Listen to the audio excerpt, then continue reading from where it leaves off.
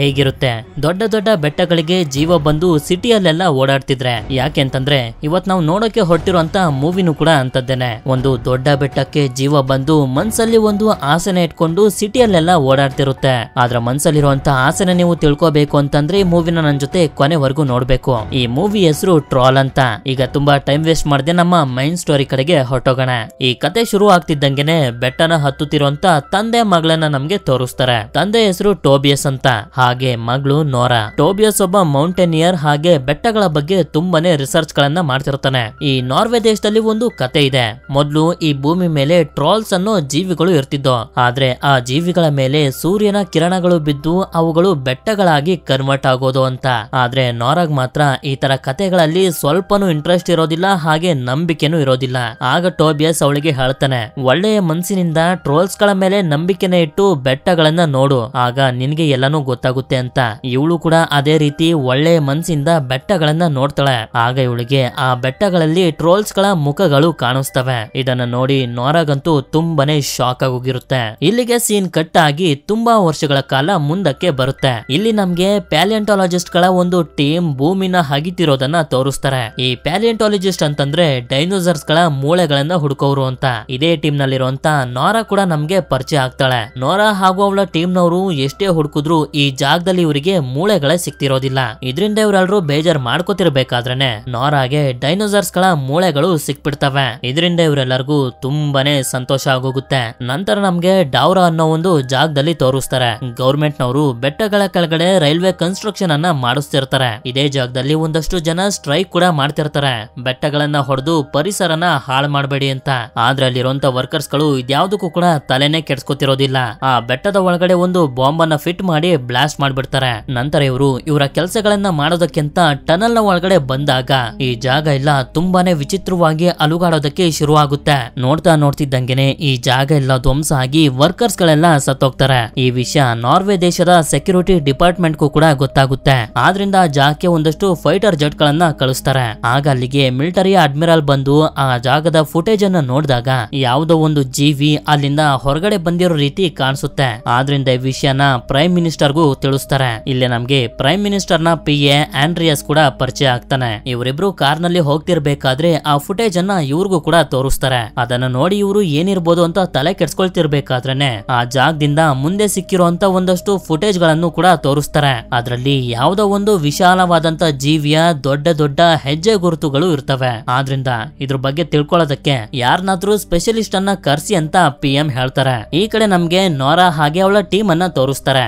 ಇವರಿಗೆ ಡೈನೋಸರ್ಸ್ ಗಳ ಮೂಳೆ ಸಿಕ್ಕಿರೋದ್ರಿಂದ ತುಂಬಾ ಖುಷಿಯಿಂದ ಪಾರ್ಟಿ ಮಾಡ್ತಿರ್ತಾರೆ. ಅದೇ ಸಮಯಕ್ಕೆ ಅಲ್ಲಿಗೆ ಮಿಲಿಟರಿ ಅವರು ಬಂದು ನೋರಾ ಯಾರು ಅಂತ ಕೇಳಿ ಅವಳಿಗೆ ಹೇಳ್ತಾರೆ, ನಮ್ಮ ದೇಶದ ಒಂದು ಸೆಕ್ಯೂರಿಟಿ ಪ್ರಾಬ್ಲಮ್ ಗೋಸ್ಕರ ನೀವು ನಮ್ ಜೊತೆ ಬರ್ಬೇಕು ಅಂತ ಹೇಳಿ ಇವಳನ್ನ ಸೆಕ್ಯೂರಿಟಿ ಡಿಪಾರ್ಟ್ಮೆಂಟ್ ಗೆ ಕರ್ಕೊಂಡ್ ಬರ್ತಾರೆ. ಇಲ್ಲೇ ಇವಳಿಗೆ ಆಂಡ್ರಿಯಾಸ್ ಕೂಡ ಪರಿಚಯ ಆಗ್ತಾನೆ. ನನ್ನನ್ ಯಾಕೆ ಇಲ್ಲಿಗೆ ಕರ್ಕೊಂಡ್ ಬಂದಿದ್ದೀರಾ ಅಂತ ಇವಳು ಕೇಳ್ತಿರ್ತಾಳೆ. ಇನ್ನ ಸ್ವಲ್ಪ ಹೊತ್ತಲ್ಲಿ ನಿಮ್ಗೆ ಅದು ಗೊತ್ತಾಗುತ್ತೆ ಅಂತ ಹೇಳಿ ಇವಳನ್ನ ಒಂದು ರೂಮ್ ಗೆ ಕರ್ಕೊಂಡ್ ಬರ್ತಾನೆ. ಈ ರೂಮ್ ನಲ್ಲಿ ಪ್ರೈಮ್ ಮಿನಿಸ್ಟರ್ ಇಂದ ಹಿಡಿದು ದೊಡ್ಡ ದೊಡ್ಡ ಆಫೀಸರ್ಸ್ ಗಳವರೆಗೂ ಇರ್ತಾರೆ. ನಂತರ ಇವರೆಲ್ಲರೂ ಡಿಸ್ಕಸ್ ಮಾಡೋದಕ್ಕೆ ಶುರು ಮಾಡ್ತಾರೆ. ಆ ದೊಡ್ಡ ಹೋಲಿಂದ ಯಾವ ತರ ಜೀವಿ ಹೊರಗಡೆ ಬಂದಿರಬಹುದು, ಏನಾಗಿರ್ಬೋದು ಅಂತ. ಒಬ್ರು ಹೇಳ್ತಾರೆ ಕ್ಲೈಮೇಟ್ ಚೇಂಜ್ ಇಂದ ಬಂಡೆ ಕಲ್ಲು ಹೊರಗಡೆ ಬಂದಿರಬಹುದು ಅಂತ. ಇನ್ನೊಬ್ರು ಹೇಳ್ತಾರೆ ಮೀಥನ್ ಗ್ಯಾಸ್ ಇಂದ ಅಲ್ಲೊಂದು ಬ್ಲಾಸ್ಟ್ ಆಗಿರ್ಬೋದು ಅಂತ. ಆಗ ನೋರಾ ಅವರೆಲ್ಲರಿಗೂ ಕೇಳ್ತಾಳೆ, ಅಲ್ಲಿ ನಿಮ್ಗೆ ಫುಟ್ ಪ್ರಿಂಟ್ಸ್ ಗಳು ಕಾಣ್ತಿಲ್ವಾ ಅಂತ. ಇದರಿಂದ ಆ ಜಾಗದಲ್ಲಿ ಏನ್ ನಡೆದಿರ್ಬೋದು ಅನ್ನೋದು ಯಾರಿಗೂ ಕೂಡ ಸರಿಯಾಗಿ ಅರ್ಥ ಆಗ್ತಿರೋದಿಲ್ಲ. ಅದೇ ಸಮಯಕ್ಕೆ ಒಬ್ರು ಆಫೀಸರ್ ಅಲ್ಲಿಗೆ ಬಂದು ಅವರಿಗೆ ಹೇಳ್ತಾರೆ, ಕನ್ಸ್ಟ್ರಕ್ಷನ್ ನಡೀತಿದ್ದಂತ ಜಾಗದಲ್ಲಿ ಸ್ಟ್ರೈಕ್ ಮಾಡ್ತಿದ್ದವರು ಒಂದು ವಿಡಿಯೋನ ರೆಕಾರ್ಡ್ ಮಾಡಿದ್ದಾರೆ, ಆ ವಿಡಿಯೋನ ನೀವೆಲ್ಲರೂ ನೋಡಿ ಅಂತ ಪ್ಲೇ ಮಾಡ್ತಾರೆ. ಕನ್ಸ್ಟ್ರಕ್ಷನ್ ಸೈಟ್ ನಲ್ಲಿ ಬಾಂಬ್ ಬ್ಲಾಸ್ಟ್ ಮಾಡಿದ್ರಿಂದ ಆ ಜಾಗದಲ್ಲಿ ಭೂಮಿಯ ಒಳಗಡೆಯಿಂದ ತುಂಬಾ ಬಂಡೆಗಳು ಹೊರಗಡೆ ಬರ್ತಿರ್ತವೆ. ಆ ವಿಡಿಯೋ ನೋಡಿ ಎಲ್ಲರಿಗೂ ಕೂಡ ತುಂಬಾನೇ ಗಾಬರಿ ಆಗೋಗುತ್ತೆ. ಆಗ ನೋರಾ ಆ ಆಫೀಸರ್ಗೆ ಮತ್ತೊಂದ್ಸಲ ವಿಡಿಯೋನ ಪ್ಲೇ ಮಾಡೋದಕ್ಕೆ ಹೇಳ್ತಾಳೆ. ಸರಿ ಅಂತ ಅವರು ಕೂಡ ವಿಡಿಯೋನ ಮತ್ತೆ ಪ್ಲೇ ಮಾಡಿದಾಗ ಬಂಡೆಗಳು ಹೊರಗಡೆ ಬರ್ತಿದ್ದಂತ ಜಾಗದಲ್ಲಿ ಇವರಿಗೆ ಮನುಷ್ಯನ ಆಕಾರದಲ್ಲಿರುವಂತ ತುಂಬಾನೇ ದೊಡ್ಡ ಜೀವಿ ಕಾಣಿಸುತ್ತೆ. ಇದೇನು ಅಂತ ಯಾರಿಗೂ ಕೂಡ ಅರ್ಥ ಆಗೋದಿಲ್ಲ. ಅದೇ ಸಮಯಕ್ಕೆ ಮತ್ತೊಂದು ಜಾಗದಲ್ಲಿ ನಮ್ಗೆ ಒಂದು ಒಂಟಿ ಮನೆನ ತೋರಿಸ್ತಾರೆ. ಈ ಮನೆಯ ನಾಯಿ ಏನನ್ನೋ ನೋಡಿ ಬೊಗಳೋದಕ್ಕೆ ಶುರು ಮಾಡುತ್ತೆ. ಮನೆಯ ಒಳಗಡೆ ಇರುವಂತ ವಯಸ್ಸಾದಂತ ಕಪಲ್ಸ್ ಗಳು ಹೆಚ್ಚಾಗಿ ಇದ್ರ ಬಗ್ಗೆ ತಲೆ ಕೆಡ್ಸ್ಕೊಳ್ಳೋದಕ್ಕೆ ಹೋಗೋದಿಲ್ಲ. ಹೀಗೆ ಇವರು ಊಟನ ಮಾಡ್ತಿರ್ಬೇಕಾದ್ರೆ ಯಾವುದೋ ಒಂದು ಜೀವಿ ಕೂಗ್ತಿರೋದು ಇವರಿಗೆ ಕೇಳಿಸುತ್ತೆ. ಅದೇ ಸಮಯಕ್ಕೆ ಇವರ ಮನೆ ಭೂಕಂಪ ಬರ್ತಿರೋ ತರ ತುಂಬಾನೇ ಜೋರಾಗಿ ಅಲುಗಾಡೋದಕ್ಕೆ ಶುರುವಾಗುತ್ತೆ. ಆದ್ರಿಂದ ಇವರು ಕಟ್ಕೊಂಡಿರುವಂತ ಬಂಕರ್ ನ ಒಳಗಡೆ ಹೋಗಿ ಸೇರ್ಕೊಬಿಡ್ತಾರೆ. ಆಗ್ಲೂ ಕೂಡ ಜಾಗ ತುಂಬಾನೇ ಅಲುಗಾಡ್ತಿರುತ್ತೆ. ಸ್ವಲ್ಪ ಹೊತ್ತಿನ ನಂತರ ಎಲ್ಲಾನು ಕೂಡ ಸರಿ ಹೋದ್ಮೇಲೆ ಹೋದ್ಮೇಲೆ ಇವರು ಬಾಗ್ಲನ್ನ ತೆಗೆದು ನೋಡಿದ್ರೆ ಇವರ ಮನೆ ಸಂಪೂರ್ಣವಾಗಿ ಧ್ವಂಸ ಆಗೋಗಿರುತ್ತೆ. ಇದು ಹೇಗಾಯ್ತು ಅನ್ನೋ ಒಂದು ಸಣ್ಣ ಐಡಿಯಾ ಕೂಡ ವರ್ಲ್ಡ್ ಕಪಲ್ ಗೆ ಇರೋದಿಲ್ಲ. ಇವರೆಲ್ಲ ಡಿಸ್ಕಷನ್ ನ ಮಾಡ್ತಿರ್ಬೇಕಾದ್ರೆ ನೋರನ ಬಿಟ್ಟು ಇನ್ಯಾರು ಕೂಡ ಒಪ್ಕೊಳ್ಳೋದಕ್ಕೆ ರೆಡಿನೇ ಆಗಿರೋದಿಲ್ಲ. ಆ ವಿಡಿಯೋದಲ್ಲಿ ಮನುಷ್ಯನ ಆಕೃತಿ ಕಾಣಿಸ್ತು ಅಂತ. ಯಾಕೆಂತಂದ್ರೆ ಈ ಜನರು ಇದುವರೆಗೂ ಆ ರೀತಿ ಏನು ನೋಡಿರೋದಿಲ್ಲ. ಮನುಷ್ಯ ಆಗಿದ್ರು ಕೂಡ ಅಷ್ಟು ದೊಡ್ಡದಾಗಿರೋದಕ್ಕೆ ಹೇಗ್ ಸಾಧ್ಯ ಅಂತ. ಅದಕ್ಕೆ ನೋರಾ ಪ್ರೈಮ್ ಮಿನಿಸ್ಟರ್ ಗೆ ಹೇಳ್ತಾಳೆ, ನಾನು ಅದೇ ಜಾಗಕ್ಕೆ ಹೋಗಿ ಚೆಕ್ ಮಾಡ್ಬೇಕು ಅಂತ. ಅದಕ್ಕೆ ಅವರು ಕೂಡ ಸರಿ ಅಂತ ಹೇಳಿ ಅವಳ ಜೊತೆ ಆಂಡ್ರಿಯಾಸ್ ನ ಕೂಡ ಕಳಿಸ್ತಾರೆ. ಇವರು ಹೆಲಿಕಾಪ್ಟರ್ ನಲ್ಲಿ ಹೋಗ್ತಿರ್ಬೇಕಾದ್ರೆ ಮಾತಾಡೋದಕ್ಕೆ ಶುರು ಮಾಡ್ತಾರೆ. ಹೀಗೆ ನೋರಾ ಮಾತಾಡ್ತಾ ಅವಳ ತಂದೆಯ ಬಗ್ಗೆ ಹೇಳ್ತಿರ್ಬೇಕಾದ್ರೆ ನಮ್ಗೆ ಗೊತ್ತಾಗುತ್ತೆ ಇವಳ ತಂದೆ ಟೋಬಿಯಸ್ ನ ಜೊತೆ ಈಗ ಇಲ್ಲ, ಅವರ ಜೊತೆ ಮಾತಾಡಿ ತುಂಬಾ ವರ್ಷಗಳೇ ಆಗೋಯ್ತು ಅಂತ. ನಂತರ ಇವರಿಗೆ ಆ ಒಂಟಿ ಮನೆಯ ಇನ್ಸಿಡೆಂಟ್ ಗೊತ್ತಾಗಿ ಅದೇ ಲೊಕೇಶನ್ ಗೆ ಬರ್ತಾರೆ. ಅಲ್ಲಿ ಇವರಿಗೆ ಮಿಲಿಟರಿಯ ಹೆಡ್ ಕ್ಯಾಪ್ಟನ್ ಕ್ರಿಸ್ ಪರಿಚಯ ಆಗ್ತಾರೆ. ಕ್ಯಾಪ್ಟನ್ ಕ್ರಿಸ್ ಇವರಿಗೆ ಹೇಳ್ತಾನೆ, ಯಾವುದೋ ಒಂದು ವಿಶಾಲವಾದಂತ ಜೀವಿ ಇಲ್ಲಿಂದ ಹಾದು ಹೋಗಿದೆ. 3 ಕಿಲೋಮೀಟರ್ ನವರೆಗೂ ಆ ಜೀವಿಯ ಫುಟ್ ಪ್ರಿಂಟ್ ನಮಗೆ ಸಿಕ್ಕಿದೆ. ಅದಾದ್ಮೇಲೆ ಆ ಫುಟ್ ಪ್ರಿಂಟ್ಸ್ ಗಳು ಮಾಯ ಆಗೋಗಿದೆ ಅಂತ. ನಂತರ ಓಲ್ಡ್ ಕಪಲ್ಸ್ ಗಳನ್ನ ಕೇಳಿದಾಗ ಅವರು ಹೇಳ್ತಾರೆ, ಯಾವುದೋ ಒಂದು ಬೆಟ್ಟ ಇಲ್ಲಿಂದ ಓಡೋಗೋ ರೀತಿ ನಮ್ಗೆ ಅನ್ನಿಸ್ತು. ಹಾಗೆ ಅದು ಬರ್ತಿರ್ಬೇಕಾದ್ರೆ ವಿಚಿತ್ರವಾಗಿ ಕೂಗ್ತಿತ್ತು ಅಂತ. ಇದರಿಂದ ಇವರೆಲ್ಲರೂ ಯೋಚನೆಲೆ ಮುಳುಗೋಗ್ತಾರೆ. ನಿಜವಾಗ್ಲೂ ಆ ಜೀವಿ ಏನಾಗಿರ್ಬೋದು, ಎಲ್ಲಿಂದ ಬಂದಿರಬಹುದು ಅಂತ. ಈ ದೊಡ್ಡ ಫುಟ್ ಪ್ರಿಂಟ್ ಅನ್ನ ಚೆಕ್ ಮಾಡಿದ್ರು ಕೂಡ ಇವರಿಗೆ ಯಾವುದೇ ತರದ ಕ್ಲೂ ಸಿಗೋದಿಲ್ಲ. ಅದಕ್ಕೆ ಇವರು ಆ ಫುಟ್ ಪ್ರಿಂಟ್ಸ್ ಗಳನ್ನ ಫಾಲೋ ಮಾಡೋದಕ್ಕೆ ಶುರು ಮಾಡ್ತಾರೆ. ನಂತರ 3 ಕಿಲೋಮೀಟರ್ ಗಳು ಆಗ್ತಿದ್ದಂಗೆನೆ ಫುಟ್ ಪ್ರಿಂಟ್ಸ್ ಗಳು ಕೂಡ ಮಾಯ ಆಗೋಗ್ತವೆ. ಆಗ ಇವಳು ಹೇಳ್ತಾಳೆ, ನಾವು ನನ್ನ ತಂದೆನ ಮೀಟ್ ಮಾಡೋದಕ್ಕೆ ಹೋಗ್ಬೇಕು ಅಂತ. ಆದ್ರಿಂದ ಇವರು ಬೆಟ್ಟಗಳ ಮಧ್ಯದಲ್ಲಿರುವಂತ ಒಂದು ಸಣ್ಣ ಮನೆ ಹತ್ರ ಬರ್ತಾರೆ. ಮನೆ ಹತ್ರ ಬರ್ತಿದ್ದಂಗೆನೆ ಟೋಬಿಯಸ್ ಅಲ್ಲಿಂದ ಹೊರಗಡೆ ಬರ್ತಾನೆ. ಇಲ್ಲಿ ಟೋಬಿಯಸ್ ಸ್ವಲ್ಪ ಅವನ ಮಾನಸಿಕ ಸಮತೋಲನವನ್ನ ಕಳ್ಕೊಬಿಟ್ಟಿರ್ತಾನೆ. ಆಗ ನೋರಾ ಅವರಿಗೆ ಅರ್ಥ ಮಾಡಿಸ್ತಾಳೆ, ನಾವು ನಿಮ್ಮ ಹತ್ರ ಸ್ವಲ್ಪ ಮಾತಾಡೋದಕ್ಕೆ ಬಂದಿದೀವಿ ಅಂತ. ಇವರು ಮನೆಯ ಒಳಗಡೆ ಬಂದಾಗ ನೋಡ್ತಾರೆ ಟೋಬಿಯಸ್ ಬೆಟ್ಟಗಳ ಬಗ್ಗೆ ಹಾಗೆ ಟ್ರೋಲ್ಸ್ ಗಳ ಬಗ್ಗೆ ತುಂಬಾನೇ ರಿಸರ್ಚ್ ಮಾಡಿದ್ದಾನೆ ಅಂತ. ನಂತರ ನೋರಾ ಇವನಿಗೂ ಕೂಡ ಅದೇ ಫೋಟೇಜ್ ಅನ್ನ ತೋರಿಸಿ ಹೇಳ್ತಾಳೆ, ಆ ಜೀವಿ ಏನು ಅನ್ನೋದು ನಮ್ಗೆ ಅರ್ಥ ಆಗ್ತಿಲ್ಲ. ನೀವು ಬೆಟ್ಟಗಳ ಮೇಲೆ ರಿಸರ್ಚ್ ಅನ್ನ ಮಾಡಿದಿರಲ್ಲ, ಆದ್ರಿಂದ ನಮ್ಗೆ ಏನಾದ್ರೂ ಹೆಲ್ಪ್ ಆಗ್ಬೋದು ಅಂತ ನಿಮ್ಮ ಹತ್ರ ಬಂದಿದೀವಿ. ಇದ್ರ ಬಗ್ಗೆ ನಿಮ್ಗೆ ಏನಾದ್ರೂ ಗೊತ್ತಾ ಅಂತ. ಆಗ ಟೋಬಿಯಸ್ ತುಂಬಾ ಕಾನ್ಫಿಡೆಂಟ್ ಇಂದ ಹೇಳ್ತಾನೆ, ಅದು ಬೇರೆ ಏನು ಅಲ್ಲ, ಟ್ರಾಲ್ ಅಂತ. ಆದ್ರೆ ಅದನ್ನ ಯಾರು ಕೂಡ ನಂಬೋದಿಲ್ಲ. ಯಾಕೆಂತಂದ್ರೆ ಟ್ರಾಲ್ ಗಳು ಇರೋದು ಬರೀ ಕತೆಗಳಲ್ಲಿ ಮಾತ್ರ. ಅದು ನಿಜ ಜೀವನಕ್ಕೆ ಬರೋಕೆ ಹೇಗ್ ಸಾಧ್ಯ ಅಂತ. ಆಕ್ಚುಲಿ ಕೆಟಿಲ್ಸನ್ ಅನ್ನೋ ಒಬ್ಬ ರೈಟರ್ ಅವನ ಬುಕ್ ನಲ್ಲಿ ಟ್ರಾಲ್ಸ್ ಗಳ ಕತೆಗಳನ್ನ ಬರಿತಿದ್ದ. ಅವನ ಕತೆಗಳಲ್ಲಿ ಅವನು ಟ್ರಾಲ್ಸ್ ಗಳನ್ನ ರಾಕ್ಷಸ ಜೀವಿಗಳು ಮನುಷ್ಯರನ್ನ ಸಾಯಿಸ್ಬಿಡ್ತವೆ ಅಂತ ಬರ್ದಿರ್ತಾನೆ. ಆದ್ರೆ ಟೋಬಿಯಸ್ ಮಾಡಿರುವಂತ ರಿಸರ್ಚ್ ನ ಪ್ರಕಾರ ಟ್ರಾಲ್ಸ್ ಗಳು ಎಲ್ಲರನ್ನೂ ಸಾಯಿಸೋದಿಲ್ಲ, ಅವುಗಳಿಗೆ ತೊಂದರೆ ಕೊಟ್ಟಂತ ಜನರನ್ನ ಮಾತ್ರ ಅವುಗಳು ಸಾಯಿಸೋದು. ಈಗ ನಮ್ಮ ಹತ್ರ ಜಾಸ್ತಿ ಟೈಮ್ ಇಲ್ಲ, ಟ್ರಾಲ್ ಎಲ್ಲಿದೆ ಕಂಡಿಡಿಬೇಕು ಅಂತ. ಇವರೆಲ್ಲರ ಜೊತೆ ಇವನು ಕೂಡ ಹೆಲಿಕಾಪ್ಟರ್ ನಲ್ಲೇ ಹೋಗ್ತಿರ್ತಾನೆ. ಒಂದು ಮ್ಯಾಪ್ ಅನ್ನು ನೋಡಿ ಇಲ್ಲೇ ಕೆಳಗಡೆ ನಿಲ್ಸಿ ಅಂತ ಟೋಬಿಯಸ್ ಅವರಿಗೆ ಹೇಳ್ತಾನೆ. ಈ ಜಾಗ ಬೇರೆ ಯಾವ್ದು ಅಲ್ಲ, ಫುಟ್ ಪ್ರಿಂಟ್ಸ್ ಗಳು ಮಾಯ ಆಗೋಗಿತ್ತಲ್ಲ ಅದೇ ಜಾಗ ಇದು. ಟೋಬಿಯಸ್ ನ ಬಿಹೇವಿಯರ್ ನ ನೋಡಿ ಯಾಕೆ ನಿನ್ ತಂದೆ ಈ ರೀತಿ ಅಂತ ಕೇಳಿದಾಗ ಇವಳು ಹೇಳ್ತಾಳೆ, ಇವರು ಯಾವಾಗ್ಲೂ ಟ್ರಾಲ್ಸ್ ಗಳ ಕತೆ ನಿಜ ಅಂತ ಹೇಳ್ತಿದ್ರು, ಆದ್ರೆ ಜನರು ಇವರ ಮಾತನ್ನ ನಂಬಲಿಲ್ಲ. ಇದರಿಂದ ಇವರು 2 ವರ್ಷ ಹುಚ್ಚಾಸ್ಪತ್ರೆಯಲ್ಲೂ ಕೂಡ ಇದ್ರು ಅಂತ. ನಂತರ ಇವಳು ಟೋಬಿಯಸ್ ಹತ್ರ ಬಂದಾಗ ಅವನು ಇವಳಿಗೆ ಹೇಳ್ತಾನೆ, ಈ ಜಾಗ ಯಾಕೋ ನಾರ್ಮಲ್ ಆಗಿಲ್ಲ, ಇಲ್ಲಿ ಟ್ರಾಲ್ಸ್ ಗಳು ಇರ್ಬೋದು ಅಂತ. ಇದರಿಂದ ಮತ್ತೊಂದ್ಸಲ ನೋರಾ ಹಾಗೆ ಟೋಬಿಯಸ್ ನ ಮಧ್ಯೆ ಜಗಳ ಆಗೋಗುತ್ತೆ. ಏನೇ ಮಾಡಿದ್ರು ನೋರಾ ಟ್ರಾಲ್ಸ್ ಗಳು ಇದಾವೆ ಅಂತ ನಂಬೋದಕ್ಕೆ ರೆಡಿ ಆಗಿರೋದಿಲ್ಲ. ಅದೇ ಸಮಯಕ್ಕೆ ಇವಳು ಹಿಂದೆ ನೋಡಿದಾಗ ಬಂಡೆಯ ಮೇಲೆ ಒಂದು ಕಣ್ಣು ಓಪನ್ ಆಗುತ್ತೆ. ಅದನ್ನ ಟೋಬಿಯಸ್ ಕೂಡ ನೋಡ್ತಾನೆ, ಇವರು ಕೂಡ ನೋಡ್ತಾರೆ. ನಂತರ ಆ ದೊಡ್ಡ ಜೀವಿ ಟ್ರಾಲ್ ಅಲ್ಲಿಂದ ಮೇಲೆ ಎದ್ದೊಳೋದಕ್ಕೆ ಶುರು ಮಾಡುತ್ತೆ. ಇದರಿಂದ ಇವರೆಲ್ಲರೂ ಹೆದರ್ಕೊಂಡು ಹೆಲಿಕಾಪ್ಟರ್ ನಿಂದ ಅಲ್ಲಿಂದ ಹೋಗೋದಕ್ಕೆ ನೋಡ್ತಿರ್ತಾರೆ. ಆದ್ರೆ ಟ್ರಾಲ್ ಮಾತ್ರ ಇವರಿಗೆ ಏನು ಕೂಡ ಮಾಡ್ತಿರೋದಿಲ್ಲ. ಇದನ್ನ ಸೆಕ್ಯೂರಿಟಿ ಡಿಪಾರ್ಟ್ಮೆಂಟ್ ನಲ್ಲಿರೋರ್ಗೂ ಕೂಡ ತೋರಿಸ್ತಾರೆ. ಇದನ್ನ ನೋಡಿ ಯಾರಿಗೂ ಕೂಡ ಅವರ ಕಣ್ಣನ್ನೇ ಅವರಿಗೆ ನಂಬೋದಕ್ಕಾಗೋದಿಲ್ಲ. ಟಾಬಿಯಸ್ ಅಂತೂ ತುಂಬಾನೇ ಸಂತೋಷವಾಗಿರ್ತಾನೆ. ಕೊನೆಗೂ ನಾನು ಅನ್ಕೊಂಡಿದ್ದನ್ನ ಪ್ರೂವ್ ಮಾಡೇ ಬಿಟ್ಟೆ ಅಂತ. ಇದರಿಂದ ಇವನಿಗೆ ಹುಚ್ಚ ಅನ್ನೋ ಪಟ್ಟ ಹೊರಟೋಗುತ್ತೆ. ಇದೇ ವಿಷಯನ ಇವನು ಸೆಕ್ಯೂರಿಟಿ ಡಿಪಾರ್ಟ್ಮೆಂಟ್ ನವರಿಗೂ ಕೂಡ ಅರ್ಥ ಮಾಡಿಸೋದಕ್ಕೆ ಪ್ರಯತ್ನ ಪಡ್ತಿರ್ತಾನೆ. ಆದ್ರೆ ಈಗಲೂ ಕೂಡ ಅವರು ಟ್ರಾಲ್ಸ್ ಗಳನ್ನ ನಂಬೋದಕ್ಕೆ ರೆಡಿ ಆಗಿರೋದಿಲ್ಲ. ಇವರು ಪ್ರೈಮ್ ಮಿನಿಸ್ಟರ್ ಹತ್ರ ಸ್ವಲ್ಪ ಟೈಮ್ ಅನ್ನ ಕೇಳ್ತಾರೆ ಆ ಜೀವಿ ಮೇಲೆ ರಿಸರ್ಚ್ ಮಾಡೋದಕ್ಕೆ. ಆದ್ರೆ ಅವರು ಅದಕ್ಕೆ ಒಪ್ಕೊಳ್ಳೋದಿಲ್ಲ. ಇನ್ ಮುಂದೆ ಈ ಕೆಲಸನ ಮಿಲಿಟರಿ ಅವರು ನೋಡ್ಕೋತಾರೆ, ನೀವಿನ್ನು ಹೋಗ್ಬೋದು ಅಂತಾರೆ. ನಂತರ ಇವರೆಲ್ಲರೂ ಒಂದು ಜಾಗದಲ್ಲಿ ಡಿಸ್ಕಷನ್ ನ ಮಾಡ್ತಿರ್ಬೇಕಾದ್ರೆ ನಮ್ಗೆ ಗೊತ್ತಾಗುತ್ತೆ ಟ್ರಾಲ್ಸ್ ಗಳು ಬರೀ ಸ್ಮೆಲ್ ಇಂದಾನೆ ಕ್ರಿಶ್ಚಿಯನ್ಸ್ ಗಳು ಎಲ್ಲಿದ್ದಾರೆ ಅಂತ ಕಂಡಿಡ್ದು ಅವರನ್ನ ಸಾಯಿಸ್ಬಿಡ್ತವೆ ಅಂತ.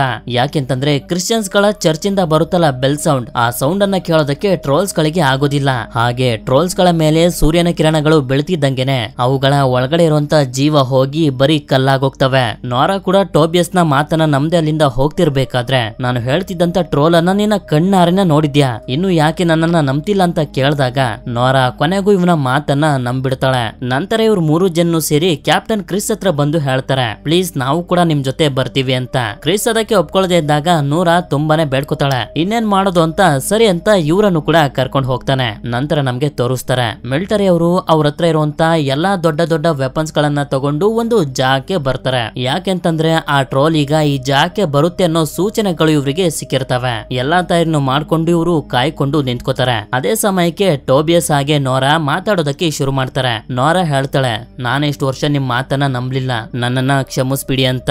ಕೊನೆಗೂ ಇವಳು ಅರ್ಥ ಮಾಡ್ಕೊಂಡ್ಲಲ್ಲ ಅಂತ ಟೋಬಿಯಸ್ ನ ಕಣ್ಣಲ್ಲಿ ನೀರಿರುತ್ತೆ. ತುಂಬಾ ವರ್ಷಗಳಾದ್ಮೇಲೆ ಇವರಿಬ್ರು ಒಂದಾಗಿರ್ತಾರೆ. ಅದೇ ಸಮಯಕ್ಕೆ ಇವರಿಗೆ ತುಂಬಾನೇ ವಿಚಿತ್ರವಾಗಿರುವಂತ ಶಬ್ದಗಳು ಕೇಳಿಸ್ತವೆ. ನೈಟ್ ವಿಷನ್ ನಲ್ಲಿ ನೋಡಿದಾಗ ಟ್ರಾಲ್ ಇಲ್ಲಿಗೆ ಬರ್ತಿರುತ್ತೆ. ಇದು ಸೋಲ್ಜರ್ಸ್ ಗಳಿರುವಂತ ಜಾಗಕ್ಕೆ ಬರ್ತಿದ್ದಂಗೆನೆ ಮಿಲಿಟರಿಯ ಅಡ್ಮಿರಲ್ ಸೋಲ್ಜರ್ಸ್ ಗಳಿಗೆ ಪರ್ಮಿಷನ್ ಅನ್ನ ಕೊಟ್ಬಿಡ್ತಾರೆ, ನೀವು ಟ್ರಾಲ್ ನ ಮೇಲೆ ಅಟ್ಯಾಕ್ ಮಾಡಬಹುದು ಅಂತ.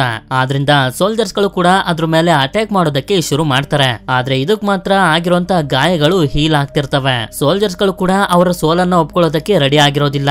ಅದ್ರ ಮೇಲೆ ತುಂಬಾ ದೊಡ್ಡ ದೊಡ್ಡ ಅಟ್ಯಾಕ್ ಗಳನ್ನ ಮಾಡಿ ಅಲ್ಲಿಂದ ತಪ್ಪಿಸ್ಕೊಂಡು ಹೋಗೋದಕ್ಕೆ ಪ್ರಯತ್ನ ಪಡ್ತಿರ್ತಾರೆ. ಈಗಲೂ ಕೂಡ ಇದಕ್ಕೆ ಒಂದು ಸಣ್ಣ ಎಫೆಕ್ಟ್ ಕೂಡ ಆಗೋದಿಲ್ಲ.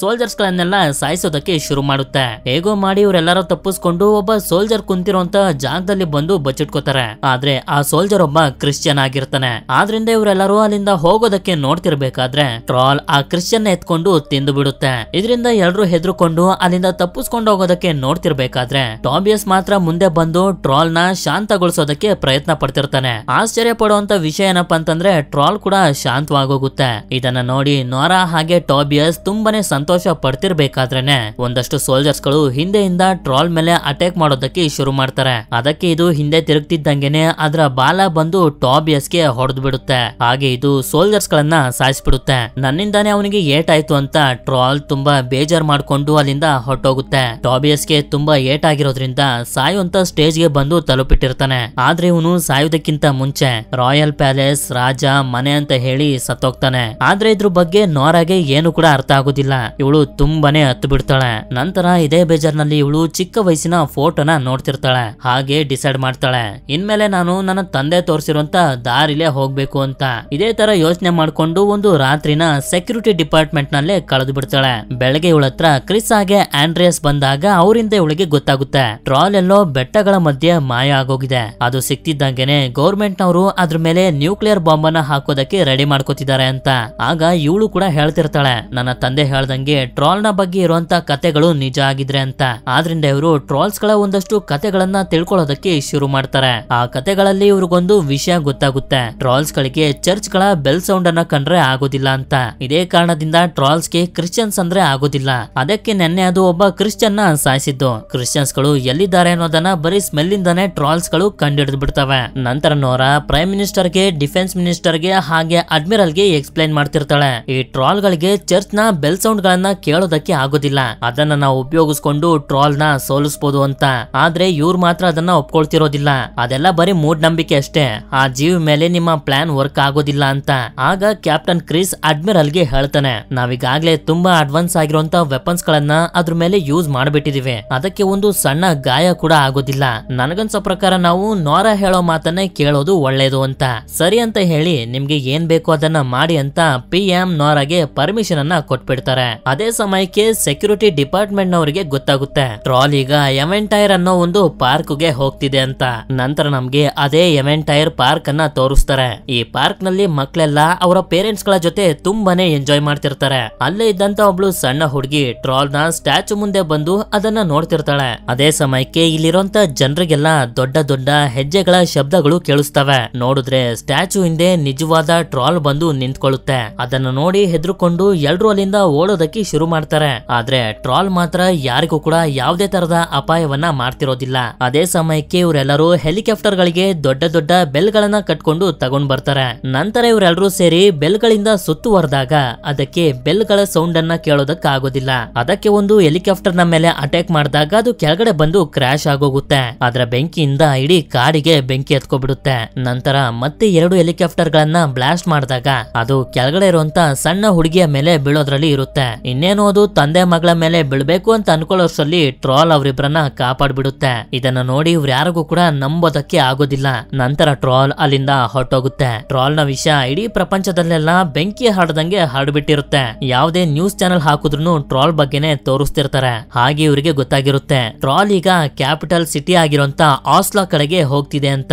ಇದನ್ನ ಸೆಕ್ಯೂರಿಟಿ ಡಿಪಾರ್ಟ್ಮೆಂಟ್ ನಲ್ಲಿ ಎಲ್ರು ಕೂಡ ನೋಡ್ತಿರ್ತಾರೆ. ಅದೇ ಸಮಯಕ್ಕೆ ಅಲ್ಲಿಗೆ ಇವ್ರು 3 ಜನ ಬರ್ತಾರೆ. ನಾರಾ PM ಹತ್ರ ಸ್ವಲ್ಪ ಟೈಮ್ ಅನ್ನ ಕೇಳ್ತಿರ್ತಾಳೆ. ಟ್ರಾಲ್ ಯಾಕೆ ಆಸ್ಲಾ ಸಿಟಿ ಕಡೆಗೆ ಹೋಗ್ತಿದೆ, ಅದನ್ನ ತಡೆಯೋದಾದ್ರೂ ಹೇಗೆ ಅಂತ ತಿಳ್ಕೊಳ್ಳೋದಕ್ಕೆ ನಮ್ಗೊಂದ್ ಸ್ವಲ್ಪ ಟೈಮ್ ಬೇಕು ಅಂತ. ಆದ್ರೆ ನೋರಾ ಮಾಡಿದಂತ ಬೆಲ್ಗಳ ಪ್ಲಾನ್ ವರ್ಕ್ ಆಗ್ಲಿಲ್ಲ ಅಂತ ನೀವು ಮನೆಗೆ ಹೋಗಿ ಅಂತ ಹೇಳ್ತಾರೆ. ಸರಿ ಅಂತ ಹೇಳಿ ಇವಳು ಕೂಡ ತುಂಬಾ ಬೇಜಾರ್ ಮಾಡ್ಕೊಂಡೆ ಅಲ್ಲಿಂದ ಹೋಗ್ತಿರ್ತಾಳೆ. ಆಗ ಅವಳ ಹತ್ರ ಕ್ಯಾಪ್ಟನ್ ಕ್ರಿಸ್ ಬಂದು ಹೇಳ್ತಾನೆ, ನನ್ನಿಂದ ನಿಮ್ಗೆ ಏನಾದ್ರೂ ಹೆಲ್ಪ್ ಬೇಕು ಅಂತಂದ್ರೆ ಬರೀ ನನ್ನ ನೆನಪು ಮಾಡ್ಕೊಳ್ಳಿ ಸಾಕು ಅಂತ. ಅದಕ್ಕೆ ಇವಳು ಕೂಡ ಸರಿ ಅಂತ ಒಪ್ಕೋತಾಳೆ. ಇಲ್ಲಿ ಇವರೆಲ್ಲ ಮುಂದೆ ಏನ್ ಮಾಡೋದು ಅಂತ ಡಿಸ್ಕಸ್ ಮಾಡ್ತಿರ್ಬೇಕಾದ್ರೆ ಡಿಫೆನ್ಸ್ ಮಿನಿಸ್ಟರ್ ನ್ಯೂಕ್ಲಿಯರ್ ಬಾಂಬ್ ಅನ್ನ ಟ್ರಾಲ್ ಮೇಲೆ ಯೂಸ್ ಮಾಡೋದಕ್ಕೆ PM ನ ಪರ್ಮಿಷನ್ ಕೇಳ್ತಾನೆ. ಆದ್ರೆ ಅವನಿಗೆ ಪರ್ಮಿಷನ್ ಕೊಡೋದಿಲ್ಲ, ಇದರಿಂದ ದೇಶಕ್ಕೆ ನಷ್ಟ ಆಗುತ್ತೆ, ಹಾಗೆ ತುಂಬಾ ಜನರ ಪ್ರಾಣ ಹೋಗುತ್ತೆ ಅಂತ. ಅವರ ಮಧ್ಯದಲ್ಲೇ ಆಂಡ್ರಿಯಾಸ್ ಕೂಡ ಅವನ ಅನಿಸಿಕೆನ ಹೇಳೋದಕ್ಕೆ ನೋಡ್ತಾನೆ. ಆದ್ರೆ ನೀನು ಹೊರಗಡೆ ಹೋಗು ಅಂತ PM ಅವನಿಗೆ ಹೇಳ್ತಾರೆ. ಇದರಿಂದ ಇವನಿಗೆ ಕೋಪ ಬಂದು ಆಕ್ಸೆಸ್ ಕಾರ್ಡ್ ಅನ್ನ ಅಲ್ಲೇ ಇಟ್ಟು ನಾನು ಈ ಕೆಲಸನ ಬಿಡ್ತಿದ್ದೀನಿ ಅಂತ ಹೇಳಿ ಹೋಗ್ತಿರ್ತಾನೆ. ಆದ್ರೆ ಆಕ್ಸೆಸ್ ಕಾರ್ಡ್ ಇಲ್ಲದೆ ಡೋರ್ ಓಪನ್ ಆಗೋದಿಲ್ಲ. ಆದ್ರಿಂದ ಇವನು ಆಕ್ಸೆಸ್ ಕಾರ್ಡ್ ಅನ್ನ ಎತ್ಕೊಂಡು ನಾನ್ ಸುಮ್ನೆ ಜೋಕ್ ಮಾಡ್ತಿದ್ದೆ ಅಂತ ಹೇಳಿ ಅಲ್ಲಿಂದ ನೋರಾ ಇರೋಂತ ಜಾಗಕ್ಕೆ ಬರ್ತಾನೆ. ನಾನ್ ನಿನ್ನ ಡ್ರಾಪ್ ಮಾಡ್ತೀನಿ ಅಂತ ಕರ್ಕೊಂಡು ಹೋಗ್ತಿರ್ಬೇಕಾದ್ರೆ ಅವಳಿಗೆ ಹೇಳ್ತಾನೆ ಅವರು ಆಸ್ಲಾ ಸಿಟಿನ ಖಾಲಿ ಮಾಡಿಸ್ತಿದ್ದಾರೆ ಅಂತ. ಪ್ರೈಮ್ ಮಿನಿಸ್ಟರ್ ಲೈವ್ ಗೆ ಬಂದು ಆಸ್ಲಾ ಸಿಟಿಯ ಜನರಿಗೆಲ್ಲ ಹೇಳೋದಕ್ಕೆ ಶುರು ಮಾಡ್ತಾರೆ. ನಿಮ್ಮೆಲ್ಲರಿಗೂ ಗೊತ್ತಿರೋ ರೀತಿನೇ ಒಂದು ಟ್ರೋಲ್ ನಮ್ಮ ಸಿಟಿಯಲ್ಲೆಲ್ಲ ಓಡಾಡ್ತಿದೆ. ಈಗ ನಿಮ್ಮ ಸುರಕ್ಷತೆಗೋಸ್ಕರ ನೀವೆಲ್ಲರೂ ಈ ಸಿಟಿಯಿಂದ ದೂರ ಹೋಗ್ಬೇಕು ಅಂತ ಆಸ್ಲಾ ಸಿಟಿಲಿ ಮಿಲಿಟರಿ ಅವರು ಜನರನ್ನೆಲ್ಲ ಬೇರೆ ಕಡೆಗೆ ಕಳಿಸ್ತಿರ್ತಾರೆ. ಯಾಕೆಂತಂದ್ರೆ ಟ್ರಾಲ್ ಇಂದ ಯಾರಿಗೂ ಕೂಡ ಅಪಾಯ ಆಗ್ಬಾರ್ದು ಅಂತ. ಹಾಗೆ ಇವರು ಹೇಳ್ತಾರೆ, ನಾವೆಲ್ಲರೂ ಈ ಕೆಲಸನ ಮಾಡ್ತಿರೋದು ನಿಮ್ಮ ಒಳ್ಳೇದಕ್ಕೋಸ್ಕರನೇ, ಎಲ್ಲಾನು ಬೇಗ ಸರಿ ಹೋಗ್ಲಿ ಅಂತ ದೇವರಲ್ಲಿ ಬೇಡ್ಕೊಳ್ಳಿ ಅಂತ. ಅದೇ ಇವರಿಬ್ರು ಟ್ರಾಫಿಕ್ ನಲ್ಲಿ ಹೋಗ್ತಿರ್ಬೇಕಾದ್ರೆ ನೋರಾಗೆ ಅವಳ ತಂದೆ ಹೇಳಿದ್ದು ನೆನಪಾಗುತ್ತೆ, ರಾಯಲ್ ಪ್ಯಾಲೇಸ್ ಕಿಂಗ್ ಮನೆ ಅಂತ. ಆದ್ರಿಂದ ಇವಳಿಗೆ ನಾರ್ವೆ ರಾಯಲ್ ಪ್ಯಾಲೇಸ್ ನೆನಪಾಗಿ ಅಲ್ಲಿಂದ ಸೀದಾ ರಾಯಲ್ ಪ್ಯಾಲೇಸ್ ಹತ್ರ ಬರ್ತಾರೆ. ಆದ್ರೆ ಗೇಟ್ ನಲ್ಲಿ ಇರುವಂತ ಸೆಕ್ಯೂರಿಟಿ ಗಾರ್ಡ್ಸ್ ಗಳು ಇವರನ್ನ ಒಳಗಡೆ ಹೋಗೋದಕ್ಕೆ ಬಿಡ್ತಿರೋದಿಲ್ಲ. ಅದೇ ಸಮಯಕ್ಕೆ ಅಲ್ಲಿಗೆ ರಾಯಲ್ ಪ್ಯಾಲೇಸ್ ನ ಕೇರ್ ಟೇಕರ್ ಸಿಂಡಿಂಗ್ ಅನ್ನೋ ಒಬ್ಬ ವ್ಯಕ್ತಿ ಬಂದು ಸೆಕ್ಯೂರಿಟಿ ಗಳನ್ನ ತಡಿತಾನೆ. ಅಷ್ಟೇ ಅಲ್ಲ, ಇವನು ನೋರನ್ನು ಕೂಡ ಗುರ್ತಿಡಿತಾನೆ. ಇವರು ಒಳಗಡೆ ಬರ್ತಿರ್ಬೇಕಾದ್ರೆ ಸಿಂಡಿಂಗ್ ನೋರಾಗೆ ಹೇಳ್ತಾನೆ, ನನಗೆ ನಿನ್ನ ತಂದೆ ಟಾಬಿಯಸ್ ತುಂಬಾ ವರ್ಷದಿಂದನೂ ಗೊತ್ತು ಅಂತ. ಹೀಗೆ ಇವನು ಅವರಿಬ್ರನ್ನ ಮುಂದೆ ಕರ್ಕೊಂಡ್ ಬಂದಾಗ ಇವ್ರಿಗೆ ಗೊತ್ತಾಗುತ್ತೆ ಅರಮನೆಯ ಒಳಗಡೆನೆ ಒಂದು ದೊಡ್ಡ ಟನಲ್ ಇದೆ ಅಂತ. ಆ ಟನಲ್ ನ ಒಳಗಡೆ ಕರ್ಕೊಂಡು ಹೋಗ್ತಿರ್ಬೇಕಾದ್ರೆ ಹೇಳ್ತಾನೆ, 1920ರಲ್ಲಿ ರೈಲ್ವೆ ಕನ್ಸ್ಟ್ರಕ್ಷನ್ ಗೆ ಅಂತ ಈ ಟನಲ್ ಅನ್ನ ಮಾಡಿದ್ರು. ಆದ್ರೆ ಈ ಟನಲ್ ಅದಕ್ಕಿಂತ ಮುಂಚೆ ಬೇರೆಯವರ ಮನೆ ಆಗಿತ್ತು ಅಂತ ಹೇಳಿ ಎಲೆಕ್ಟ್ರಿಸಿಟಿನ ಆನ್ ಮಾಡ್ತಾನೆ. ಆಗ ಅಲ್ಲಿ ಇವರಿಗೆ ತುಂಬಾ ಟ್ರಾಲ್ಸ್ ಗಳ ಅಸ್ಥಿ ಪಂಜರಗಳು ಕಾಣಿಸ್ತವೆ. ಸಿಂಡಿಂಗ್ ಅವನ ಮಾತನ್ನ ಮುಂದುವರಿಸ್ತಾ ಹೇಳ್ತಾನೆ, 1920ರಲ್ಲಿ ಈ ನಾರ್ವೆ ದೇಶದಲ್ಲಿ ಜನರನ್ನ ಕ್ರಿಶ್ಚಿಯಾನಿಟಿಗೆ ಸೇರಿಸ್ತಿರ್ಬೇಕಾದ್ರೆ ಕ್ರಿಶ್ಚಿಯಾನಿಟಿಗೆ ವಿರುದ್ಧವಾದದ್ನೆಲ್ಲ ನಾಶ ಮಾಡ್ತಿದ್ರು. ಟ್ರಾಲ್ಸ್ ಗಳಿಗೆ ಕ್ರಿಶ್ಚಿಯನ್ಸ್ ಗಳನ್ನ ಕಂಡ್ರೆ ಆಗದೆ ಇರೋದ್ರಿಂದ ಎಲ್ಲಾ ಟ್ರಾಲ್ಸ್ ಗಳನ್ನ ಒಂದೇ ಸಲ ಸಾಯಿಸ್ಬಿಟ್ರು. ಆದ್ರೆ ಟ್ರಾಲ್ಸ್ ಗಳ ರಾಜನ ಮಗನನ್ನ ಮಾತ್ರ ಸಾಯಿಸ್ದೆ ಡೌರೆ ಬೆಟ್ಟಗಳ ಒಳಗಡೆ ಹೂತಾಕ್ಬಿಟ್ರು, ಅಲ್ಲೇ ಅದು ಸತ್ತೋಗ್ಲಿ ಅಂತ. ಆದ್ರೆ ಈಗ ಅದು ಅಲ್ಲಿಂದ ಹೊರಗಡೆ ಬಂದ್ಬಿಟ್ಟಿದೆ ಅಂತ. ಆಗ ಇವರಿಬ್ರಿಗೂ ಗೊತ್ತಾಗುತ್ತೆ ಟ್ರಾಲ್ ಆಸ್ಲೋ ಸಿಟಿಗೆ ಬರ್ತಿರೋದು ಇಲ್ಲಿರೋಂತ ಅದ್ರ ಮನೆನ ಹುಡ್ಕೊಂಡು ಅಂತ. ಅದೇ ಸಮಯಕ್ಕೆ ಇವಳು UV ಲೈಟ್ ಅನ್ನ ಅಸ್ಥಿ ಪಂಜರದ ಮೇಲೆ ಬಿಟ್ಟಾಗ ಅದು ಕಲ್ಲಾಗಿ ಕನ್ವರ್ಟ್ ಆಗ್ತಿರುತ್ತೆ. ಆಗ ಇವರಿಗೆ ಕನ್ಫರ್ಮ್ ಆಗೋಗುತ್ತೆ ಸೂರ್ಯನ ಕಿರಣಗಳು ಡೈರೆಕ್ಟ್ ಆಗಿ ಟ್ರಾಲ್ಸ್ ಗಳ ಮೇಲೆ ಬಿದ್ರೆ ಅವುಗಳು ಕಲ್ಲಾಗೋಗ್ತವೆ ಅಂತ. ಈ UV ಲೈಟ್ ಕೂಡ ಸೂರ್ಯನ ಕಿರಣಗಳ ತರನೇ ಕೆಲಸ ಮಾಡುತ್ತೆ. ಅಷ್ಟೊತ್ತಿಗೆ ಟ್ರಾಲ್ ಕೂಡ ಸಿಟಿಯ ಒಳಗಡೆ ಬಂದ್ಬಿಟ್ಟಿರುತ್ತೆ. ಆದ್ರಿಂದ ಸೋಲ್ಜರ್ಸ್ ಗಳು ಅದ್ರ ಮೇಲೆ ಅಟ್ಯಾಕ್ ಮಾಡೋದಕ್ಕೆ ನೋಡ್ತಾರೆ. ಆದ್ರೆ ಟ್ರಾಲ್ ಎಲ್ಲವನ್ನ ಧ್ವಂಸ ಮಾಡ್ಬಿಡುತ್ತೆ. ಇದನ್ನೆಲ್ಲ ನೋಡಿ ಪ್ರೈಮ್ ಮಿನಿಸ್ಟರ್ ಡಿಫೆನ್ಸ್ ಮಿನಿಸ್ಟರ್ ಗೆ ಪರ್ಮಿಷನ್ ನ ಕೊಟ್ಬಿಡ್ತಾರೆ ಟ್ರಾಲ್ ಮೇಲೆ ನ್ಯೂಕ್ಲಿಯರ್ ಬಾಂಬ್ ಅನ್ನ ಹಾಕೋದಕ್ಕೆ. ನೋರಾ ಕ್ಯಾಪ್ಟನ್ ಕ್ರಿಸ್ ಗೆ ಕಾಲ್ ಮಾಡಿ ಹೇಳ್ತಾಳೆ, ನನ್ನ ಹತ್ರ ಒಂದು ಪ್ಲಾನ್ ಇದೆ, ನೀನು ಹೇಗಾದ್ರೂ ಮಾಡಿ ತುಂಬಾ UV ಲೈಟ್ ಗಳನ್ನ ರೆಡಿ ಮಾಡ್ಕೊಂಡು AK-ಬರ್ಗ್ ಪಾರ್ಕ್ ಗೆ ಬಾ ಅಂತ.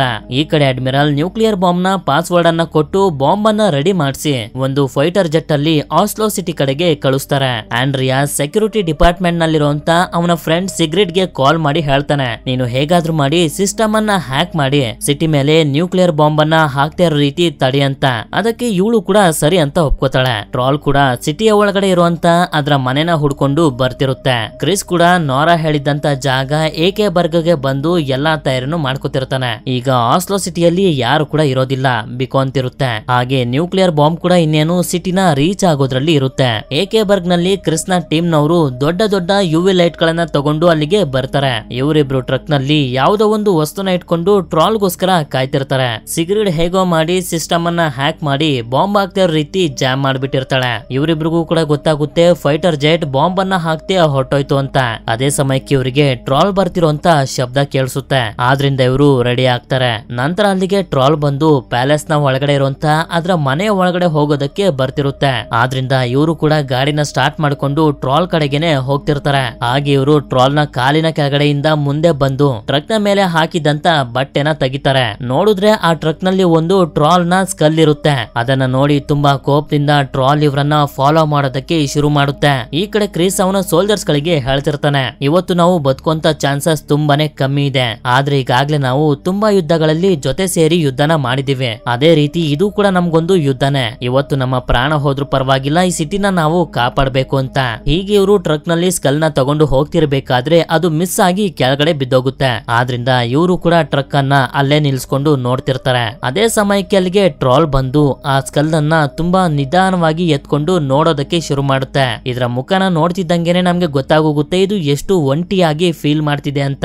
ಯಾಕೆಂತಂದ್ರೆ ಈ ಸಿಟಿಲಿ ಈಗ ಬದುಕಿರೋದು ಇದೊಂದೇ ಟ್ರಾಲ್. ಅದೇ ಸಮಯಕ್ಕೆ ಮಿಸ್ ಆಗಿ ಸ್ಕಲ್ ಕೆಳಗಡೆ ಬಿದ್ದು ಹೊಡೆದೋಗುತ್ತೆ. ಇದರಿಂದ ಇದು ತುಂಬಾ ಜೋರಾಗಿ ಕೂಗುತ್ತೆ. ಇದೇ ಕೋಪದಲ್ಲಿ ಇವರೇ ಇದಕ್ಕೆಲ್ಲ ಕಾರಣ ಅಂತ ಇವರ ಟ್ರಕ್ ಅನ್ನ ಫಾಲೋ ಮಾಡ್ಕೊಂಡು ಬರೋದಕ್ಕೆ ಶುರು ಮಾಡುತ್ತೆ. ಸೆಕ್ಯೂರಿಟಿ ಡಿಪಾರ್ಟ್ಮೆಂಟ್ ನಲ್ಲಿ ಡಿಫೆನ್ಸ್ ಮಿನಿಸ್ಟರ್ ಗೆ ಗೊತ್ತಾಗೋಗುತ್ತೆ ಸೀಕ್ರೆಟ್ ಡೇಸ್ ಸಿಸ್ಟಮ್ ಅನ್ನ ಹ್ಯಾಕ್ ಮಾಡಿ ಬಾಂಬ್ ಅನ್ನ ಜಾಮ್ ಮಾಡಿದ್ದು ಅಂತ. ಆದ್ರಿಂದ ಇವರೆಲ್ಲ ಮತ್ತೊಂದ್ಸಲ ಟ್ರಾಲ್ ನ ಮೇಲೆ ಬಾಂಬ್ ಅನ್ನ ಹಾಕೋದಕ್ಕೆ ಎಲ್ಲಾ ತಯಾರಿನೂ ಮಾಡ್ಕೊತಿರ್ತಾರೆ. ಇವರಿಬ್ರು ಹೇಗೋ ಮಾಡಿ ಏಕೆ ಬರ್ಗುಗೆ ಟ್ರಾಲ್ ಅನ್ನ ಕರ್ಕೊಂಡು ಬರ್ತಾರೆ. ಅದು ಅಟ್ಯಾಕ್ ಮಾಡೋದಕ್ಕಿಂತ ಮುಂಚೆ ಇವರಿಬ್ರು ಟ್ರಕ್ ಇಂದ ಹೊರಗಡೆ ಹಾರ್ಬಿಡ್ತಾರೆ. ಹಾಗೆ ಕ್ರಿಸ್ ಯುವಿ ಲೈಟ್ ಅನ್ನ ಆನ್ ಮಾಡ್ತಾನೆ. ಆ ಲೈಟ್ ನ ಎಫೆಕ್ಟ್ ಇಂದ ಟ್ರಾಲ್ ಕಲ್ಲಾಗಿ ಕನ್ವರ್ಟ್ ಆಗ್ತಿರುತ್ತೆ. ಟ್ರಾಲ್ ಇರುವಂತ ಜಾಗದಲ್ಲಿ ಜನರಿರೋದ್ರಿಂದ ಇವರು ನ್ಯೂಕ್ಲಿಯರ್ ಬಾಂಬ್ ಅನ್ನ ಹಾಕುದಿಲ್ಲ. ಆದ್ರೆ ಡಿಫೆನ್ಸ್ ಮಿನಿಸ್ಟರ್ ಮಾತ್ರ ಎಲ್ಲರಿಗೂ ಹಿಂಸೆ ಕೊಡ್ತಿರ್ತಾನೆ ಬಾಂಬ್ ಅನ್ನ ಬ್ಲಾಸ್ಟ್ ಮಾಡಿ ಅಂತ.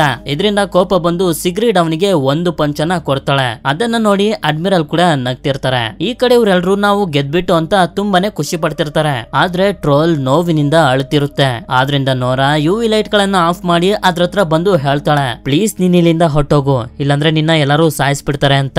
ಆದ್ರೆ ಟ್ರಾಲ್ ಮಾತ್ರ ಸಣ್ಣ ಮಗು ತರ ಅವಳನ್ನ ನೋಡ್ತಿರುತ್ತೆ. ಅದೇ ಸಮಯಕ್ಕೆ ಅಲ್ಲಿ ಸೂರ್ಯ ಓಡೋದಕ್ಕೆ ಶುರು ಆಗುತ್ತೆ. ಸೂರ್ಯನ ಬೆಳಕು ಇದ್ರ ಮೇಲೆ ಬೀಳ್ತಿದ್ದಂಗೆನೆ ಇದು ನಿಧಾನವಾಗಿ ಕಲ್ಲಾಗೋದಕ್ಕೆ ಶುರು ಆಗುತ್ತೆ. ನಂತರ ಇದು ಸಂಪೂರ್ಣವಾಗಿ ಕಲ್ಲಾಗಿ ಕೆಳಗಡೆ ಬಿದ್ದೋಗುತ್ತೆ. ಅದನ್ನ ನೋಡಿ ಎಲ್ಲರಿಗೂ ಕೂಡ ಪಾಪ ಅನ್ಸ್ಬಿಡುತ್ತೆ. ನೋರಾನು ಕೂಡ ತುಂಬಾನೇ ದುಃಖ ಪಡ್ತಿರ್ತಾಳೆ. ಅವಳ ಕಣ್ಣಲ್ಲಿ ನೀರಿರುತ್ತೆ. ಈ ಘಟನೆಯಿಂದ ಎಲ್ಲರ ಮನಸ್ಸಿಗೂ ಕೂಡ ತುಂಬಾನೇ ಬೇಜಾರಾಗೋಗಿರುತ್ತೆ. ಸ್ವಲ್ಪ ಹೊತ್ತಿನ ನಂತರ ಈ ಘಟನೆ ನಡೆದಂತ ಜಾಗಕ್ಕೆ ಪ್ರೈಮ್ ಮಿನಿಸ್ಟರ್ ಕೂಡ ಬರ್ತಾರೆ. ಆಗ ಅವ್ರ ಹತ್ರ ಆಂಡ್ರಿಯಾಸ್ ಬಂದು ಹೇಳ್ತಾನೆ, ನಾನು ಕೆಲ್ಸನ ಬಿಟ್ಟಿಲ್ಲ, ಬರೀ ಜೋಕ್ ಮಾಡ್ತಿದ್ದೆ ಅಷ್ಟೇ ಅಂತ.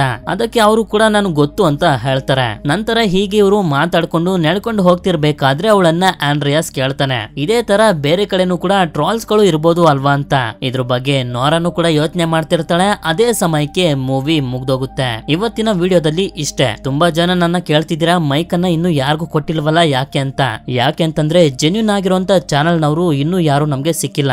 ಯಾರು ಒಳ್ಳೆ ಕಂಟೆಂಟ್ ಅನ್ನ ಮಾಡ್ತಿರ್ತಾರೆ, ನಿಜವಾಗ್ಲೂ ಮೈಕ್ ನ ಅವಶ್ಯಕತೆ ಇದೆಯೋ ಅವರಿಗೆ ನಾವು ಕೊಡೋದು. ಇದರಲ್ಲಿ ಖಂಡಿತ ಸ್ವಲ್ಪ ಟೈಮ್ ಹಿಡಿಯುತ್ತೆ, ಆದ್ರೆ ನಿಜವಾಗ್ಲೂ ಯಾರು ಮೈಕ್ ಅನ್ನ ಡಿಸರ್ವ್ ಮಾಡ್ತಾರೋ ಅವರಿಗೆ ನಾವು ಕೊಡೋದು. ಇವತ್ತಿನ ಮೂವಿ ನಿಮ್ಮೆಲ್ಲರಿಗೂ ಇಷ್ಟ ಆಗಿರುತ್ತೆ ಅಂತ ಅನ್ಕೊಂಡಿದೀನಿ. ಇಷ್ಟ ಆಗಿತ್ತು ಅಂತಂದ್ರೆ ಲೈಕ್ ಮಾಡಿ. ವಿಡಿಯೋ ಹೇಗ್ ಅನಿಸ್ತು ಅಂತ ನನಗೆ ಕಮೆಂಟ್ ಮಾಡಿ ತಿಳಿಸಿ. ಸಿಗೋಣ ಮತ್ತೊಂದು ಅಮೇಜಿಂಗ್ ಆಗಿರುವಂತ ವಿಡಿಯೋದಲ್ಲಿ. Until then stay tune mister explainer Kannada.